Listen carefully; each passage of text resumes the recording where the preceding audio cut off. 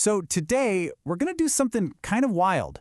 We're going to tackle one of the biggest, most mind-bending questions in the entire universe. And we're going to do it by looking at some of the tiniest, weirdest things ever created in a lab. We're connecting the quantum world with the epic mystery of black holes. Let's start with the small stuff. First things first, I want you to chew on this question for a second. Just forget everything you think you know about how the world works. What if a single thing, one particle, could be in two totally separate places at the exact same time? It sounds like something straight out of science fiction, right? But this is the bizarre reality of the quantum world, and believe it or not, it's the key to everything we're about to unlock. Okay, so how do we even begin to wrap our heads around an idea that wild? Well, it turns out scientists are already cooking up something in the lab that behaves exactly like a particle that's been split in two. They call it a half-fired photon. Now, the really cool part is, this isn't two different particles. Nope, it's one single quantum state that's been, well, stretched out across two locations. Think of it like a single thought that exists in two brains at once. The two halves are physically apart, but they are still fundamentally, deeply connected through a quantum link called entanglement. So just how different is this from a normal particle of light, a regular photon? Well, a normal photon is pretty straightforward. One particle, one place. Easy enough. But this half-fired photon, it's a single entity that lives in two places at once.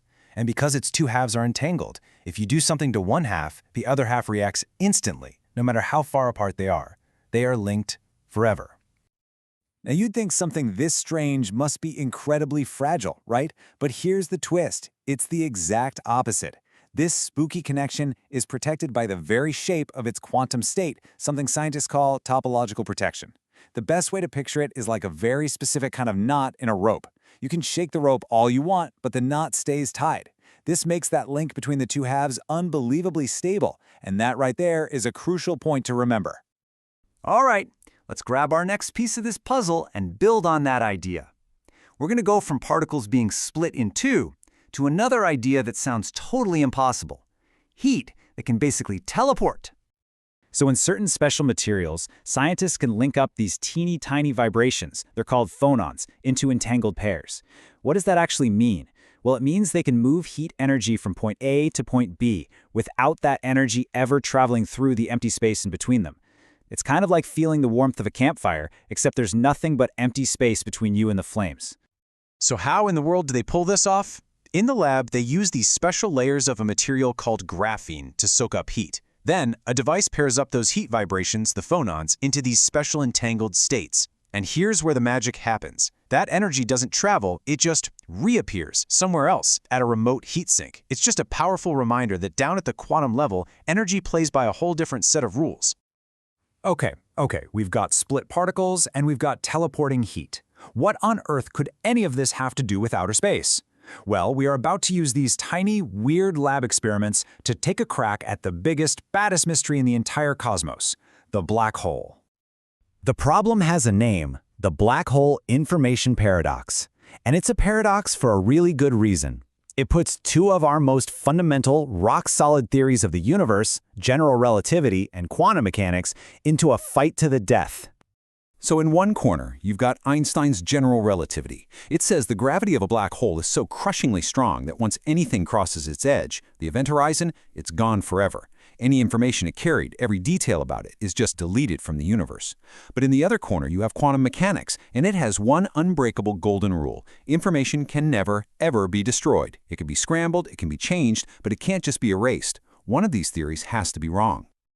Just picture this. You throw a book into a black hole. That book is full of information, the words, the story. According to the old model, the moment that book crosses the event horizon, that point of no return, all that information is just shredded, lost for all time. But quantum mechanics is in the back, screaming, no, that's impossible. So, how do we solve this? How do you fix a problem this big? Well, this is where our weird little lab experiments make their grand entrance. Let's talk about a new idea, the entanglement horizon. Here it is, the big what if. What if the edge of a black hole, that event horizon, isn't an information shredder at all? What if it acts like that barrier from our lab experiment? What if instead of destroying information, it splits it into two entangled halves? One half falls into the black hole, sure, but the other half stays outside. The information isn't destroyed, it's just separated.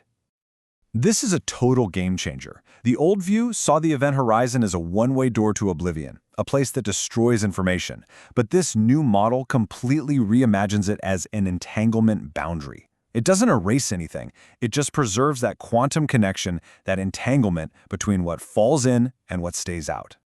And get this changes everything we thought we knew about Hawking radiation, that faint glow that black holes are supposed to emit. In this new model, that radiation isn't just random static. No way. It's the other half of the story.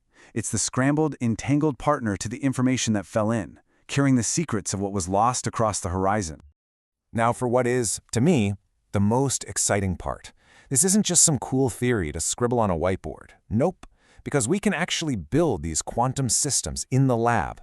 We can create tiny miniature analogs of black hole horizons right here on Earth to actually test this stuff. So scientists are proposing real-world experiments to see if this holds up. For instance, they can build little horizons out of a grid of light and then fire these split particles at them to see what happens. They can use those quantum heat pumps we talked about to see if heat really can jump across a boundary. Essentially, each of these experiments is a different way of asking the same question. Do these lab-made horizons destroy what hits them, or do they just split the information and keep the two halves connected? And this leaves us with this absolutely stunning final thought. What if black holes aren't the destroyers of worlds we always imagine them to be? What if instead they're the universe's most powerful computers? Not information shredders, but cosmic entanglement processors, taking in information, scrambling it, and then spitting it back out through the magic of quantum entanglement. A completely new way to see one of the deepest mysteries in the entire cosmos.